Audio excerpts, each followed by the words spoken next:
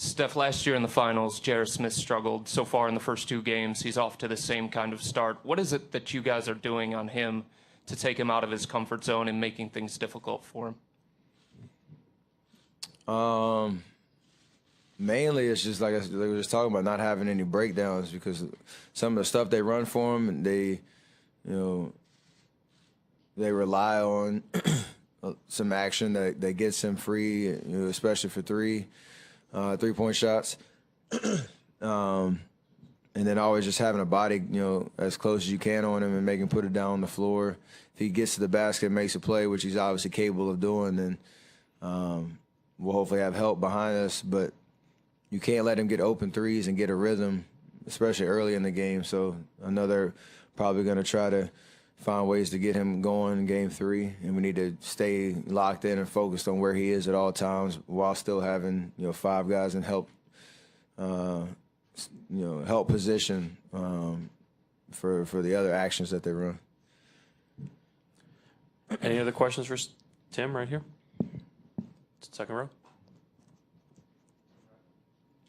The AP. Steph, when LeBron was in here earlier, and he, for obvious reasons, said tomorrow's do or die for them. Obviously, nobody wants to go down 3-0 against anybody, particularly a 73-9 team. But when you hear that from an opponent, when you know that it's kind of all or nothing time for an opponent, how do you not get sort of wrapped up in their thinking and sort of get away from the things that you have to do, things that you have to focus on, and instead focusing too much on what this game means to the opponent? In a perfect world, we wouldn't hear anything they had to say, and we could just worry about what our game plan is. But obviously, that's not possible. But you have to have a collective mindset that we know they're going to make adjustments. We know they're going to come out with a sense of urgency, knowing the moment. But we need to have that same mentality, because for what's at stake, if we are able to go up 3-0, that is a great position to be in. And that is the opportunity in front of us. So we can't get complacent. We can't celebrate anything because we haven't accomplished anything yet. And it would be good for us to have the same mindset he just described, regardless of the 2-0 lead. Last 2, Monty and Noah. Going back a few weeks now, in the second round, Oklahoma City lost to San Antonio blown out in Game 1, blown out, came back and won the series. You guys get blown out in Games 3 and 4 in Oklahoma City, come back and win the series. You win 2 games decisively in this series, go on the road. Is there anything you can take from those previous experiences of yours and the other teams that maybe can help you in Game 3?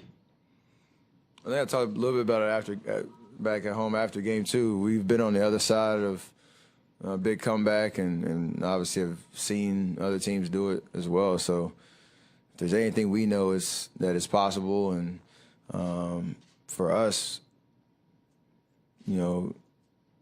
with the kind of effort that we put in, and the IQ and just gamesmanship that's got us at this 2-0 lead, that can be taken away quick if you don't have the same mindset and keep your foot on the gas pedal. So there's a lot of talented guys in that Cleveland locker room that are capable of having big games, and we need to stay on the aggressive and not protect the lead, but try to come out and, especially on the road, be a better team than we were the first 2 games.